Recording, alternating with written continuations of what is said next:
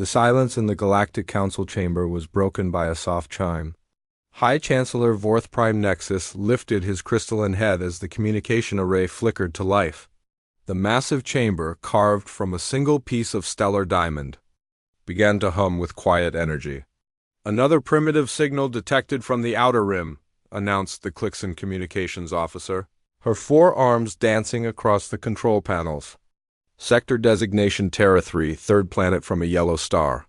Chancellor Nexus sighed, a sound like wind through crystal caves.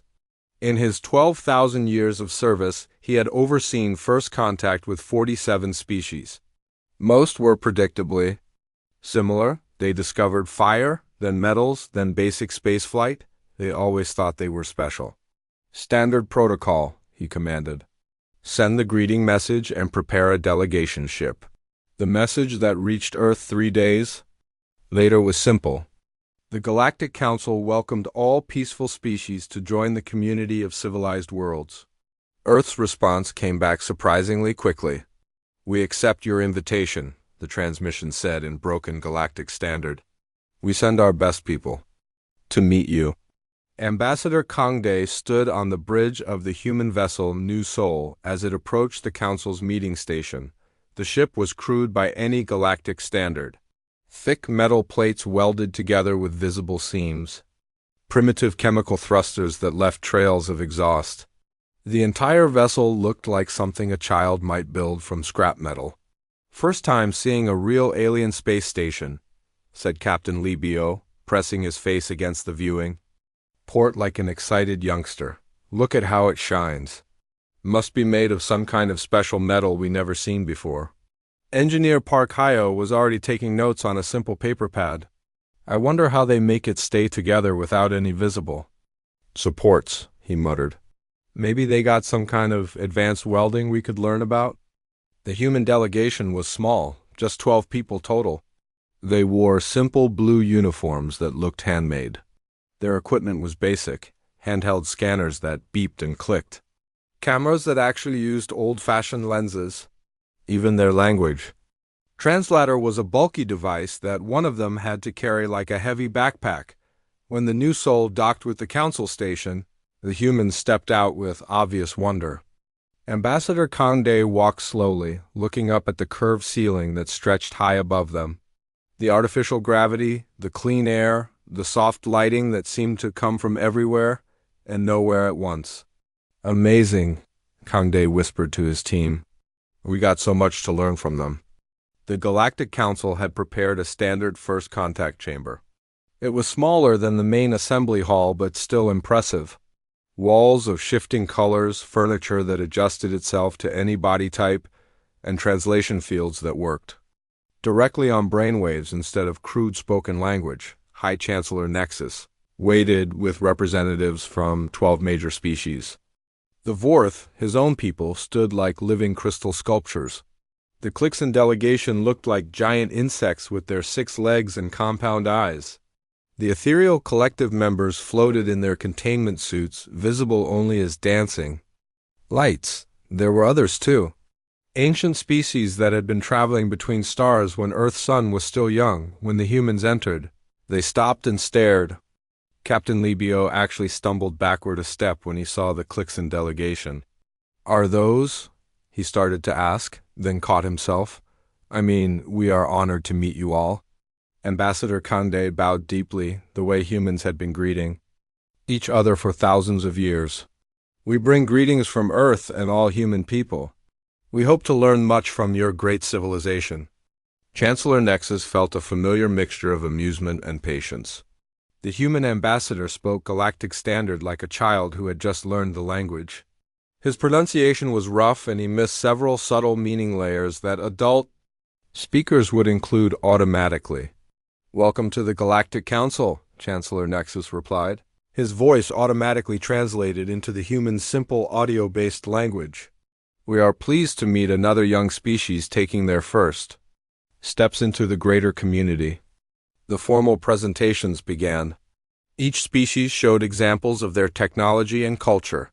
The Vorth demonstrated their ability to grow crystal ships from thought alone. The Clixon displayed their hive mind computational networks that could solve mathematical problems across multiple dimensions. The ethereal collective shared glimpses of their pure energy existence that had freed them from physical limitations. Then it was humanity's turn. Engineer Park Hyo stepped forward with what looked like a metal box held together with simple bolts. "We brought our fusion power generator," he said proudly. "We just figured out how to make energy from hydrogen atoms." The alien representatives watched politely as Park Hyo explained how the device worked. He used simple diagrams drawn on paper. His explanations covered basic principles that most galactic kindergarten students would find elementary. The fusion reaction was contained by simple magnetic fields. The energy output was captured by primitive heat exchangers. "Very impressive for such a young species," commented Clixon Science Prime 7. "Most races take 3 to 5 centuries. To achieve stable fusion, you have done well." Park Hyo beamed with pride. "We worked real hard on it. Took us almost 50 years to get it working right." Captain Libio showed images of human space vessels. They were tiny compared to the great ships in the Council fleet. The largest human ship could barely carry 100 people. Their weapons were simple, projectile throwers and basic energy beams. Their shields were nothing more than thick metal armor. "We know we got a lot to learn," Captain Libio admitted.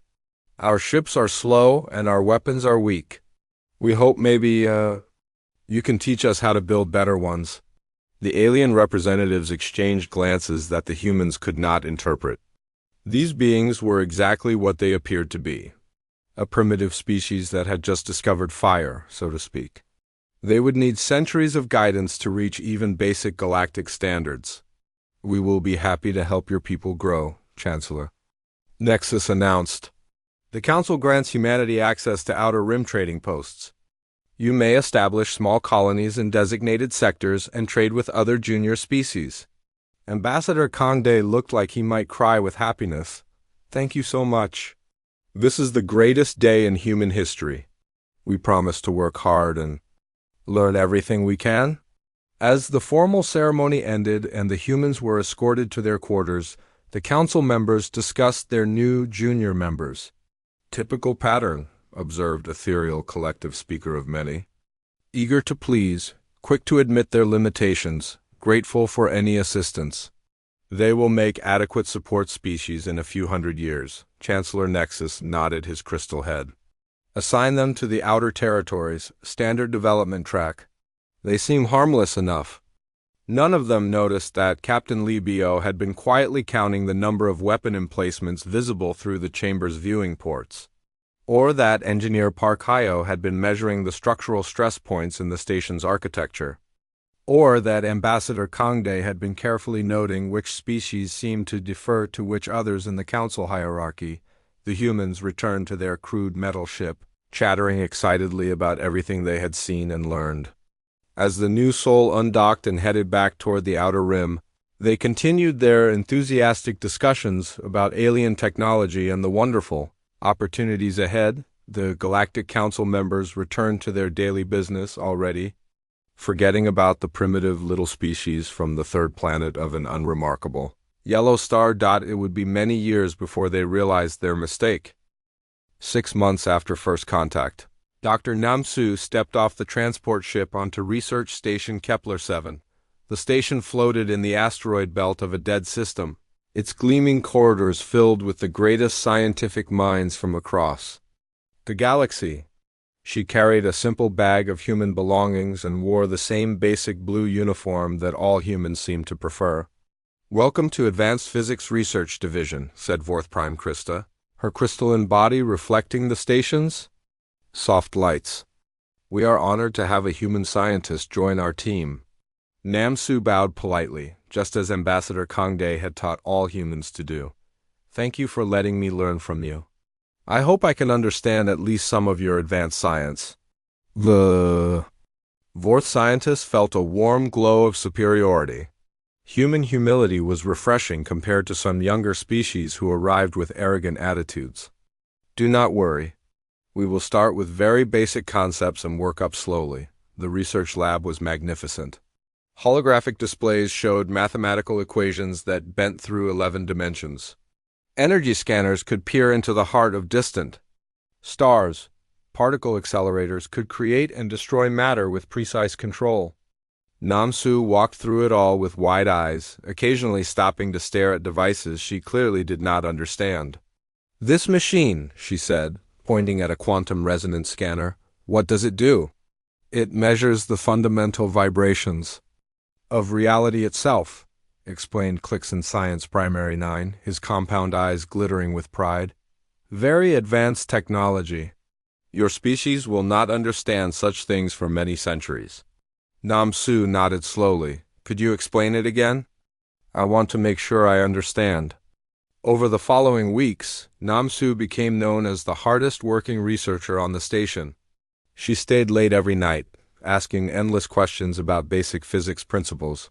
Her notebook filled with simple drawings and elementary calculations.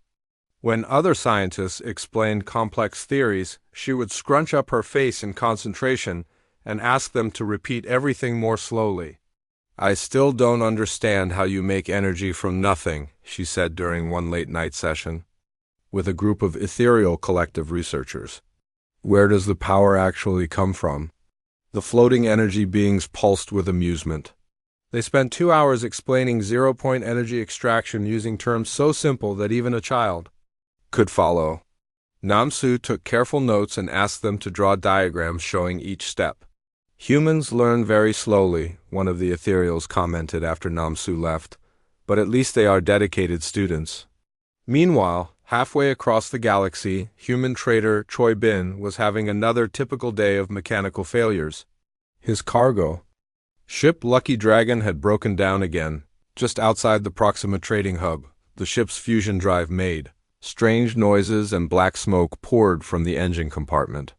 "Help us, please," Choi Bin radioed to the nearest alien vessel. "Our engine is making bad sounds again." The Clixon merchant ship Profitable Venture responded quickly. Captain Clixon Trademaster 5 was used to helping primitive species with their unreliable technology. The human ship seemed to break down at least once every few trips. "We will assist you," the Clixon captain replied. "Prepare for docking." Choi Bin watched carefully as the alien engineers went to work on his ship's systems.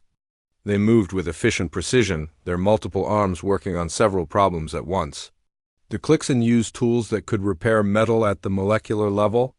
Their diagnostic scanners could see every component inside a machine without opening it up. "Your magnetic containment field is unstable," explained engineer Clixon Fixmaster 2. "Very common problem with primitive fusion systems. We will adjust the field generators." "How do you make the field so stable?" Choi Bin asked, peering over the engineer's shoulder. "Our people still have trouble with that part," the Clixon engineer was happy to explain. Humans always asked good questions and seemed genuinely interested in learning. Over the next 3 hours, he showed Choi Bin exactly how advanced magnetic field technology worked. He even let the human help with some of the simpler repairs. "You are a good learner," the engineer said as they finished. "Most primitive species just want us to fix things without understanding how," Choi Bin smiled gratefully. "We want to build better ships someday. Learning from you helps us improve." After the Clixon ship departed, Choi Bin made detailed notes about everything he had observed: the way they routed power through their systems, the materials they used for critical components, the mathematical formulas they used for calculating field strength. All of it went into his private logs that no alien ever saw. 3 systems away, Colonel Yun-ho was attending his first Galactic Council military exercise. The war games took place in a specially prepared star system with artificial planets and mock enemy forces. 40 different species participated, showing off their best tactics and most advanced weapons. "Humans will observe only," announced Fleet Commander Vorth Prime War. "Your species is not ready for actual combat participation, but watching will be educational," Yun-ho nodded humbly. "We are honored just to see how real military operations work. Our people know very little about space warfare." The human observer ship was assigned to follow far behind the main fleet. It was a simple vessel with basic sensors and no weapons at all. Yunho and his small team watched through primitive viewing screens as the alien fleets maneuvered through.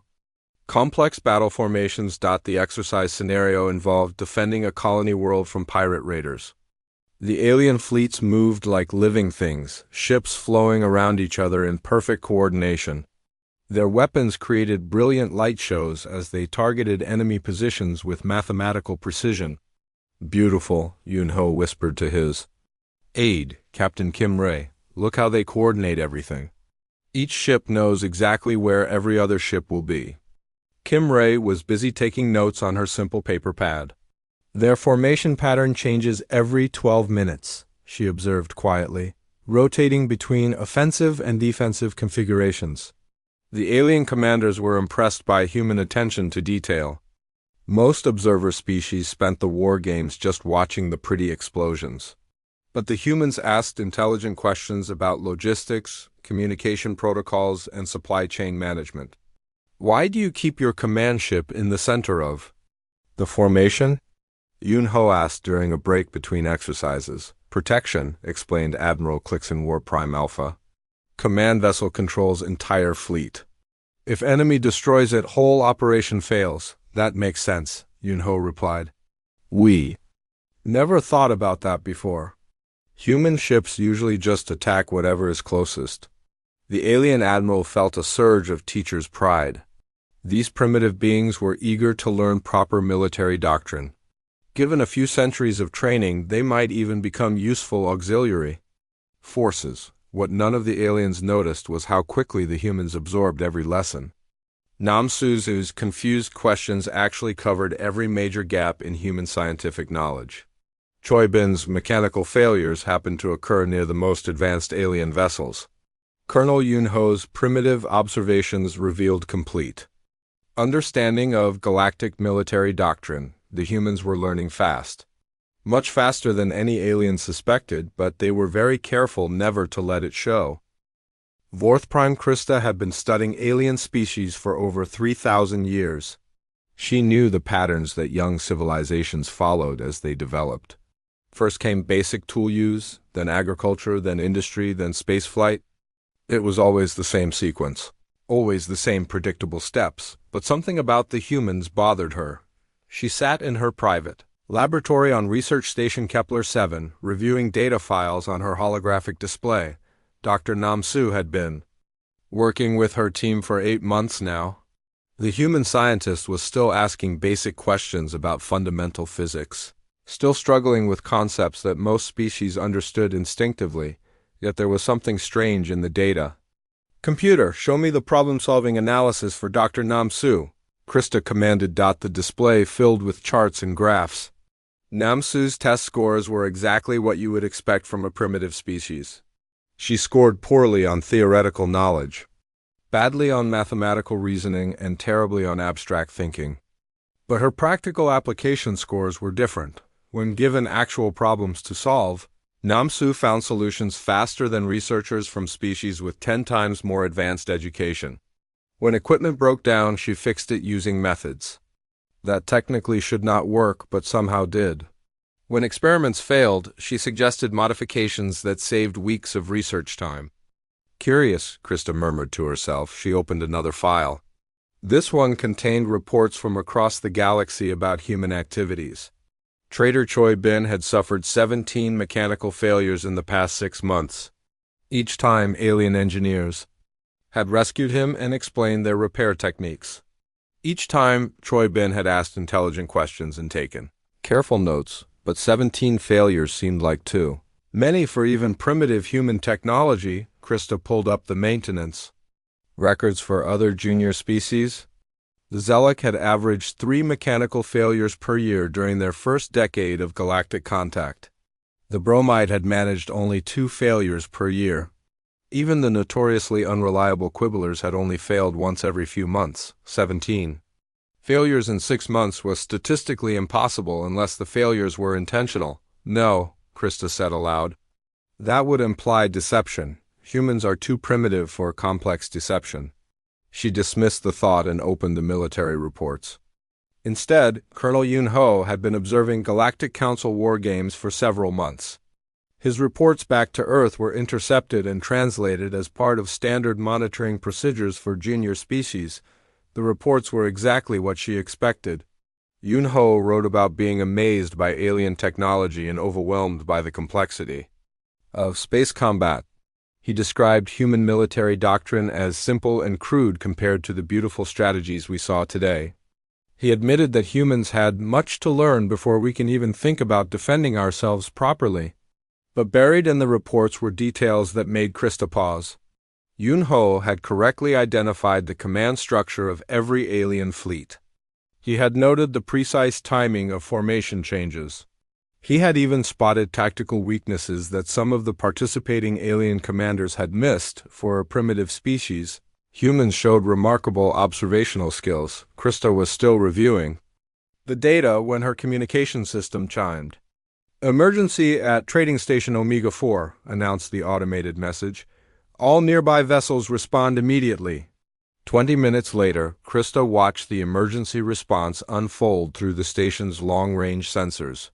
Pirates had attacked Trading Station Omega 4, a small outpost that served the Outer Rim territories. The raiders were using old military ships and crude weapons, but they outnumbered the station's defenses 3-1. The station's security chief was a human named Kim Ray. "This is Kim Ray," came the transmission from the station. "We are under attack by unknown hostile forces. Our shields are failing and we have limited weapons. Requesting immediate assistance." The nearest Galactic Council patrol was still 2 hours away, too far to help. Several alien merchant ships were in the area, but they were not equipped for combat. The trading station would fall before help could arrive, unless the humans could hold out. Somehow, CRYSTA watched as Kim Ray coordinated the defense. The human security chief had only 12 officers and basic station weapons. The pirates had 40 ships and military-grade equipment. It should have been over in minutes, but Kim Ray did something unexpected. Instead of trying to fight the pirates directly, she ordered all power diverted to the station's industrial fabricators. Within 10 minutes, the fabricators were producing simple metal objects, not weapons, just basic construction materials like pipes and metal plates. "What is she doing?" wondered Clixon Security Prime 2, who was monitoring the situation from his patrol ship. "Those materials are useless against pirate weapons." Then Kim Ray launched the metal objects into space using the station's cargo launchers. But she did not aim them at the pirate ships. Instead, she launched them at specific points around the station's perimeter. The metal objects spread out in a complex pattern. When the pirates fired their weapons, the metal debris interfered with their targeting systems. Energy beams were scattered and deflected. Missile guidance systems were confused by the false radar signatures.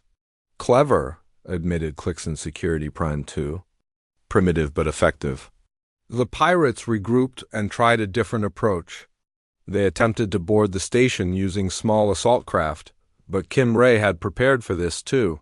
She used the station's atmospheric controls to create pressure differentials that made docking almost impossible. She rerouted power through the hull to create electromagnetic fields that interfered with the pirates' equipment. Every defense was crude and simple. But every defense worked. By the time the Galactic Council patrol arrived, the pirates had given up and fled. Trading Station Omega 4 was damaged but intact. No one had been killed, and the valuable trade goods were safe. "Outstanding work," radioed Admiral Vorth Prime Shield from the patrol ship. "Your improvised defenses were most impressive." Kim Ray responded with typical human humility. "We just got lucky. If you had not come when you did, they would have overwhelmed us for sure." But Krista was studying the tactical recordings. Kim Ray's defense had not been luck. Every move had been calculated. Every improvised weapon had been positioned with mathematical precision. The electromagnetic pulses had been timed to disrupt pirate systems at exactly the right moments. For a species that claimed to know nothing about space combat, the humans had shown remarkable tactical ability. Krista opened her research files. Again, this time she looked for patterns across all human activities, the slow learning but fast problem solving, the frequent mechanical failures but quick repairs. The humble reports but accurate observations? The primitive weapons but effective tactics, a disturbing possibility, began to form in her mind. What if the humans were not as primitive as they appeared? What if their struggles with basic concepts were an act? What if their mechanical failures were deliberate? What if their humble reports were hiding their true capabilities? But that would mean the humans were conducting an elaborate deception across the entire galaxy. It would mean they were studying alien technology and tactics while pretending to be helpless students. It would mean they were far more advanced and dangerous than anyone suspected. Impossible, Krista said firmly. No species could maintain such a complex deception for so long. The coordination required would be beyond any young civilization. She filed her observations in the standard report format and marked them as minor anomalies requiring further study. The Galactic Council had more important matters to worry about than suspicious patterns in primitive human behavior, but late that night, alone in her laboratory, Krista continued to study the data. And the more she studied, the more disturbed she became, because if she was right about the humans, then the galaxy had made a terrible mistake. They had not welcomed a primitive junior species into their civilization. They had invited predators into their home. 3 years had passed since first contact, and humanity had earned a reputation across the galaxy as the most helpful junior species anyone could remember. Human workers could be found on construction projects throughout the Outer Rim territories. Human traders carried goods between alien worlds with reliable service and fair prices. Human scientists worked as research assistants in laboratories on dozens of different stations. Ambassador Song Mi stood before the Galactic Council Assembly, wearing the same simple blue uniform that had become the trademark of human diplomacy. Her hands shook slightly as she addressed the greatest powers in the galaxy, just as any primitive representative would when faced with such overwhelming authority. Honored council members, she began in her carefully imperfect galactic standard, we come before you today with great hope in our hearts. For 3 years you have given us the chance to learn and grow. Now we ask for the privilege to serve the galaxy in a bigger way. High Chancellor Vorth Prime Nexus felt the familiar warmth of satisfaction. The humans had developed exactly as predicted. They had learned their place in the galactic order and accepted it with appropriate gratitude. Unlike some younger species who demanded immediate equality, humans understood that advancement had to be earned slowly over many centuries. What do you request? Chancellor Nexus asked kindly. We request junior membership status, Song Mi replied, her voice barely containing her excitement. We know we are not ready for full membership. We know we have much still to learn. But we hope we have proven ourselves worthy of greater responsibility. The council chamber filled with the approving harmonics of 47 different species. The humans had indeed proven themselves. They worked hard, followed instructions, and never caused political problems. They would make excellent junior members. The council grants humanity junior membership status, Chancellor Nexus announced. You may establish colonies in designated mid-rim territories and participate in limited diplomatic functions. Song Mi actually began to cry with joy. Thank you so much. This is beyond our greatest dreams. We promise to work even harder to prove ourselves worthy of your trust. As the ceremony concluded and the humans celebrated their achievement, none of the council members noticed that Song Mi had been carefully observing which species voted first, and which ones waited to follow the majority opinion. They did not see her making mental notes about the power structure revealed in the seating arrangements. They missed her subtle analysis of which council members seemed to defer to others. When making decisions, the humans had not just gained junior membership. They had gained access to the inner workings of galactic government. Meanwhile, on Research Station Kepler-7, Dr. Baywan was having what appeared to be another fortunate accident. He had been assigned to work on improving shield generators for trading vessels.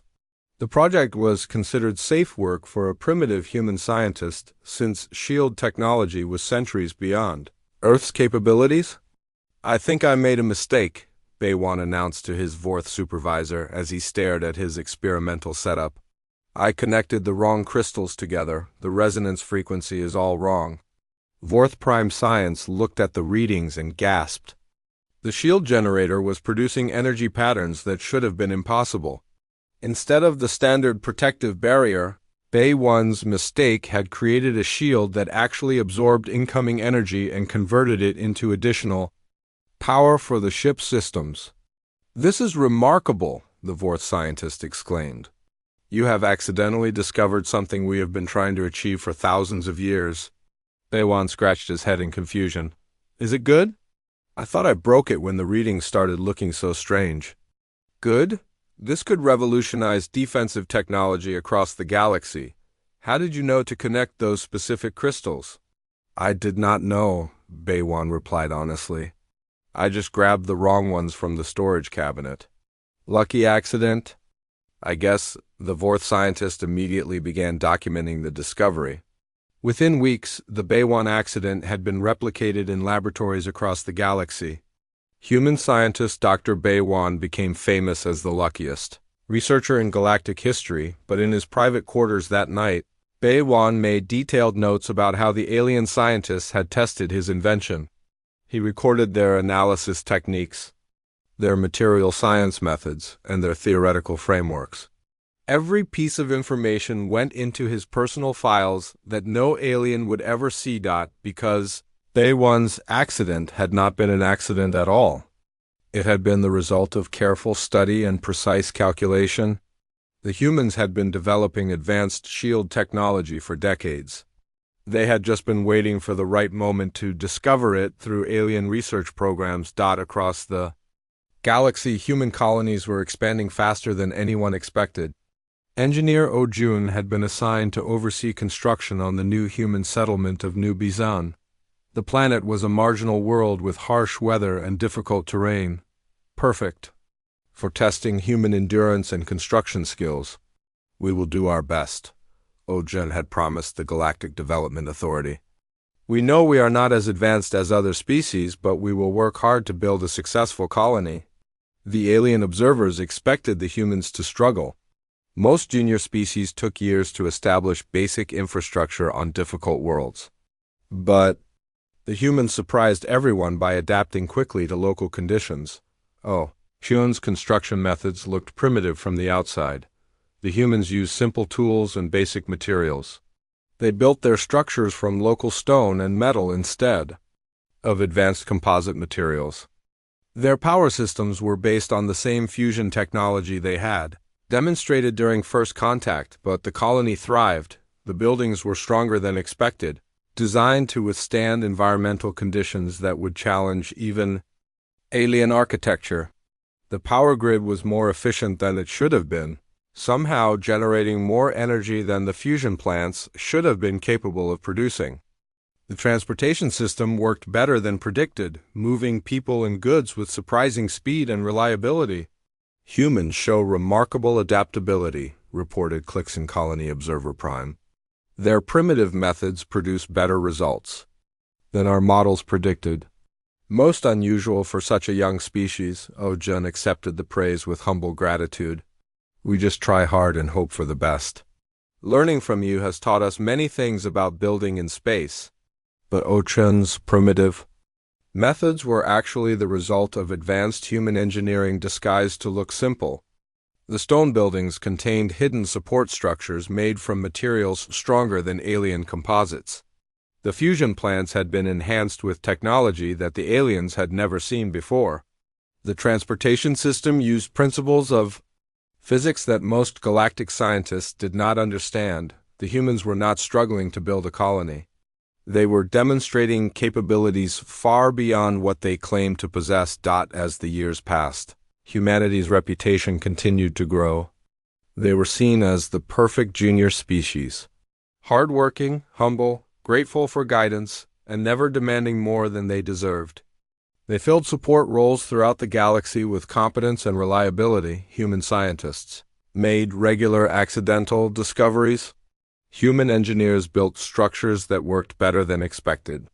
Human diplomats negotiated agreements that seemed to favor alien interests while somehow benefiting humanity as well, and through it all, The humans maintained their facade of primitive simplicity. They asked basic questions, expressed wonder at alien technology, and accepted their junior status with apparent contentment. But in secret, humanity was rapidly becoming the most knowledgeable species in the galaxy. They had studied alien technology from the inside.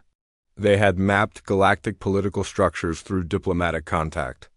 They had tested military capabilities through observation and occasional defensive actions. The galaxy had welcomed them as students and workers. But the humans had been conducting the greatest intelligence operation in known history.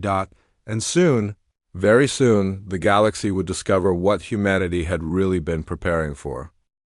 The first reports came from the edge of the galaxy, where long-range sensors detected something impossible. Ships that move faster than light without using any known technology. Vessels that consumed entire star systems as they passed. Creatures that existed in the space between dimensions. Feeding on the life force of everything they encountered, the Devourers had arrived. High Chancellor Vorth Prime Nexus stood in the emergency session of the Galactic Council, his crystalline form reflecting the red warning lights that filled the chamber. Around him, representatives from 47 species argued in panicked voices as the reports grew worse by the hour. 17 colonies lost in the past 6 hours, announced Admiral Clixon War Prime Alpha. The enemy vessels ignore all defensive measures. Our most powerful weapons have no effect. They are not vessels, corrected Ethereal Collective Speaker of Many, her energy form pulsing with fear. They are living beings, each one the size of a moon, feeding on the quantum energy that holds matter together.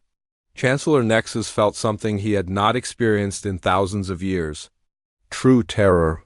His ancient civilization, his perfect galactic order, everything they had built over 50 millennia was being destroyed by creatures that should not exist. How long until they reached the core worlds? He asked quietly. 3 days, Admiral Alpha replied. Maybe less. In the chaos of the emergency session, no one paid attention to the small group of humans sitting in the junior species section. Ambassador Song-Mi listened to the reports with the same wide-eyed fear that everyone expected from a primitive species. Captain Li Bio took notes on his simple paper pad, documenting the crisis for Earth's records. Dr. Namsu quietly observed the alien panic responses, studying how each species reacted to existential threat, but something was different about their behavior. While every other species in the chamber radiated genuine terror, the humans seemed almost calm, not fearless, but prepared. Like they had been expecting this. The first major fleet engagement happened in the Centauri sector. Admiral Vorth Prime War led a combined force of 800 ships representing 12 different species. They carried the most advanced weapons in galactic history. Energy cannons that could shatter planets, quantum torpedoes that could destroy matter at the subatomic level, shield generators that could deflect the combined output of a dozen stars. The battle lasted 14 minutes. The Devourers moved through the galactic fleet like it was not there. Weapons that should have destroyed anything simply vanished when they hit the alien creatures. Ships that had never been defeated were torn apart by forces that existed outside normal physics. Ancient technologies that had protected the galaxy for thousands of years failed completely. Admiral Vorth Prime War's final transmission was simple and terrifying. Nothing works. They are beyond our understanding. All ships retreat immediately. But there were no ships left to retreat. As news of the defeat spread across the galaxy, panic reached new levels. Entire species began evacuating their homeworlds. Ancient civilizations that had never known fear started preparing for extinction. The perfect order of galactic society collapsed as everyone faced the reality that they were helpless against this new threat. That was when Admiral Shinwu appeared. His transmission reached every communication network in the galaxy simultaneously. The image showed a middle-aged human in a military uniform that looked more advanced than anything the galactic fleet possessed. Behind him stood officers who moved with the confidence of a species that had been preparing for war for centuries. Attention. All galactic forces, Admiral Shunwu said in perfect galactic standard with no trace of primitive accent. This is Admiral Shin Wu of the Human Defense Fleet. We are taking command of all anti-devour operations effective immediately. Chancellor. Nexus stared at the transmission in shock. Human Defense Fleet? What is he talking about? Humans have no military fleet. Admiral Shinwu continued as if he could hear the questions. For the past 5 years, humanity has been studying your technologies, your tactics, and your capabilities. We have also been preparing for threats that your civilizations were not. Ready to face, the Devourers are one such threat. The image changed to show space near the human colony of New Bisan, where there had been simple cargo ships and basic orbital platforms. Massive warships now uncloaked themselves. Hundreds of vessels that dwarfed anything in the galactic fleet. Ships with hull designs that seemed to bend reality around them. Weapons that glowed with energies that made the quantum cannons look like primitive fire sticks. These are not cargo. Ships, Dr. Namsu whispered in the council chamber, speaking for the first time with perfect pronunciation and advanced vocabulary. These are ships of war built by a species that has been fighting extinction events for longer than your oldest civilizations have existed. All eyes turned to the human delegation. Ambassador Song Mi stood up slowly, and when she spoke, her voice carried authority that made hardened military commanders straighten their shoulders. The human species did not discover spaceflight 3 years ago, she announced. We have been traveling between stars for over 8 centuries. We did not stumble upon fusion power recently. We mastered stellar engineering before your ancestors. Learned to make fire. We are not a young species seeking guidance. We are an ancient people who have survived things that would destroy your entire galaxy. Captain Libio activated a holographic display that showed the true extent of human civilization. Star systems throughout the galaxy suddenly revealed hidden installations. Asteroid bases that had been observing alien activities for decades.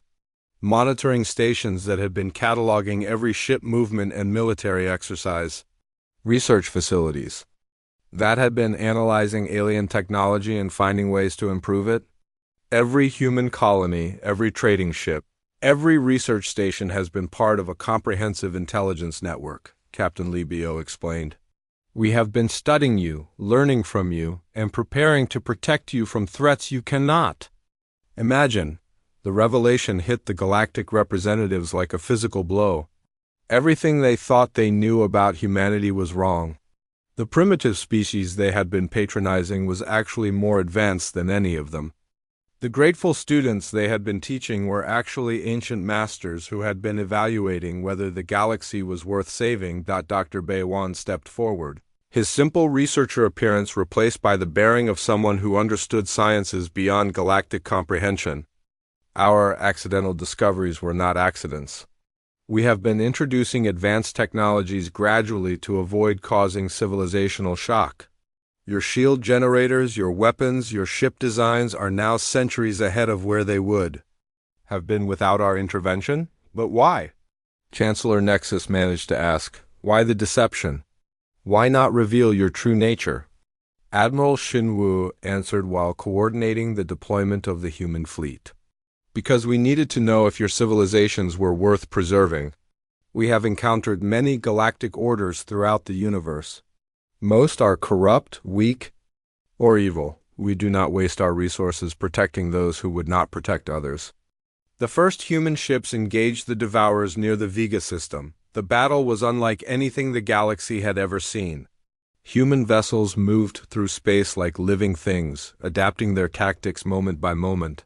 Their weapons struck the Devourers and actually hurt them, forcing the creatures to retreat for the first time since they had arrived. You passed our evaluation, Songmi said to the stunned council. Your species showed kindness to those you believed were weaker. You shared knowledge freely. You welcomed strangers with genuine hospitality. These are the qualities that make a civilization worth saving. As human fleets moved to engage Devourer forces across the galaxy, the truth became impossible to deny. Humanity had not been asking to join galactic civilization. They had been deciding whether to save it, and apparently they had decided yes. The war against the Devourers lasted 17 days. When it ended, the galaxy had been fundamentally changed forever. Not just because an extinction-level threat had been defeated, but because everything that galactic civilization thought it knew about itself had been proven wrong. VOR-Prime-Chronicle stood in the Hall of Records, the greatest library in galactic history. As chief historian of the Galactic Council, it was her responsibility to document the most important events in the development of intelligent life. She had recorded the rise and fall of civilizations, the discovery of new technologies, and the formation of the Council itself, but nothing in her 8,000 years of service had prepared her. For this moment, the data files spread before her told a story so incredible that she had spent weeks verifying every detail. Intelligence reports, military analyses, communication intercepts, and witness testimonies all painted the same impossible picture. The species that everyone had dismissed as primitive newcomers were actually the most advanced civilization the galaxy had ever encountered. "Computer, begin new historical entry," Chronicle commanded. Classification, maximum priority. Subject, complete revision of human species assessment. The recording system activated, ready to preserve her words for future generations. Chronicle took a deep breath and began to speak. Official inquiry into human activities has revealed systematic deception spanning their entire contact period with galactic civilization. Investigation shows that humanity's apparent primitiveness was an elaborate intelligence operation designed to study our capabilities, our intentions, and our worthiness for protection. She paused, still struggling to accept the enormity of what had been discovered. The evidence was overwhelming, but it challenged everything she had believed about the natural order of civilization. Detailed analysis reveals the following facts. First, human technology has been superior to galactic standards for centuries. Their cargo ships were advanced warships with cloaking capabilities beyond our current understanding. Their primitive weapons were concealed systems capable of destroying targets at the quantum level. Their basic shield technology was actually several generations ahead of our most advanced research. Chronicle activated a holographic display showing the true extent of human capabilities. Star charts revealed hidden installations throughout the galaxy. Technical specifications showed technology that made galactic science look primitive by comparison. Military reports documented weapons and defenses that could have conquered the entire galaxy without significant resistance. Second, human scientific knowledge exceeds our own in every major field. Dr. Namsus's struggles with basic physics were performance art designed to hide her complete understanding of 11-dimensional mathematics. Dr. Baywan's accidental discoveries were carefully planned introductions of advanced technology to improve galactic defensive capabilities. Engineer O. Chun's primitive construction methods utilize materials science principles unknown to our greatest researchers. The implications were staggering. Every human student had actually been a teacher, carefully guiding galactic science toward improvements while maintaining the illusion of inferiority. Every accident had been a calculated gift designed to strengthen civilizations that humans had deemed worthy of survival. Third, human military doctrine is based on combat experience against threats we cannot comprehend. Colonel Yun Ho and Captain Kim Ray demonstrated tactical abilities that surpass our most advanced war colleges. Their primitive strategies were actually sophisticated approaches developed through centuries of warfare against enemies that exist outside normal space-time. Chronicle reviewed the battle reports from the Devourer War. Human fleets had moved with coordination that seemed impossible without some form of shared consciousness. Their weapons had affected creatures that existed partially outside reality. Their ships had survived attacks that destroyed matter at the subatomic level. The humans had not been lucky. They had been prepared. Fourth, human infiltration of Galactic society was comprehensive and undetected. Every human colony contained advanced monitoring equipment. Every human trader was gathering intelligence on our capabilities and weaknesses. Every human diplomat was mapping our political structures and identifying potential threats to galactic stability. The scope of the operation was breathtaking.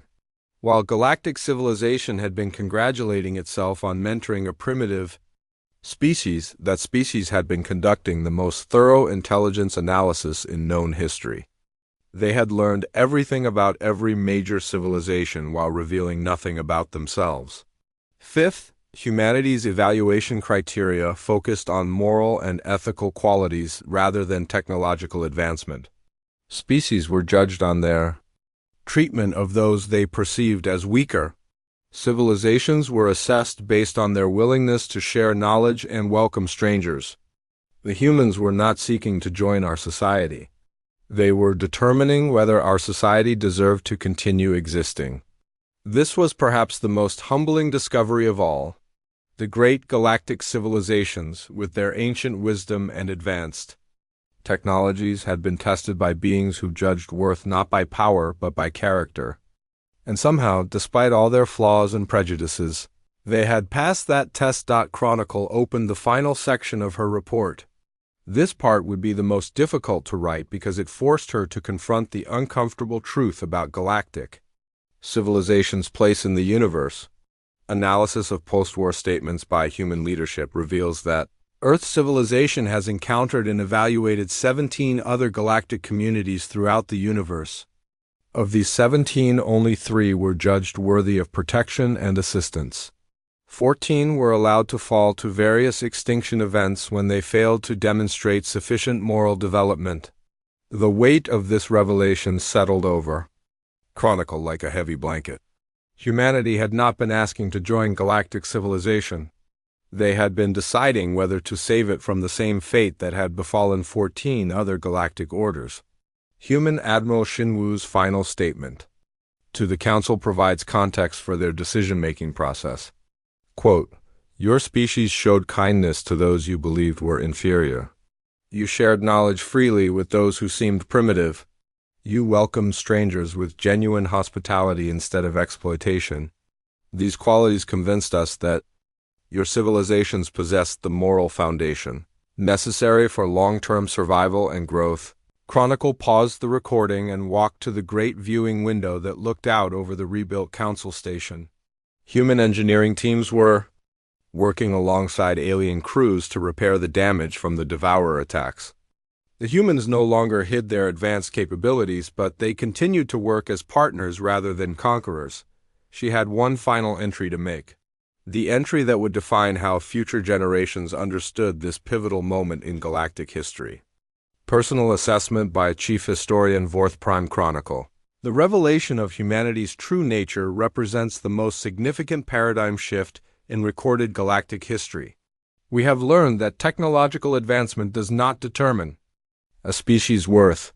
We have discovered that wisdom can be disguised as ignorance. We have been reminded that the greatest teachers often appear as students. Chronicle took a deep breath and spoke the words that would end her report and change galactic civilization forever. Final entry: analysis of the complete human deception operation leads to one inescapable conclusion. During their entire period of contact with galactic civilization, humanity possessed the capability to conquer, enslave, or destroy every species they encountered. Instead, they chose to protect, teach, and preserve those they deemed worthy. The official record must reflect this truth. We believed we were the teachers, but they were just playing with us. Chronicle closed the recording and transmitted it to every archive in the galaxy. Future generations would know the truth about humanity's evaluation of galactic civilization.